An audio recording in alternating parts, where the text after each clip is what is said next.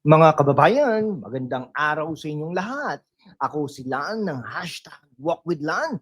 Dating Marine na ngayon ay naging, hindi po tayo Marine, ay naging boses po tayo ng katotohanan sa gitna ng mga pahayag na parang galing sa isang comics. Tulad ng estilo ni Deo Macalma sa DZRH na laging may kurot ng satire at katotohanan. Susuriin natin ngayon ang pahayag ni AFP Chief General Romeo Browner Jr. na kaya raw ng Armed Forces of the Philippines na makipag-giyera no, ng 20 hanggang 30 days bago dumating ang tulong mula sa mga kaalyado tulad ng United States. 30 days? Parang sinasabi niyang kaya nating mag-survive sa isang buffet na walang pagkain. Pero seryoso, ito'y isang pahayag na dapat nating suriin ng maigi dahil buhay ng mga sundalo at seguridad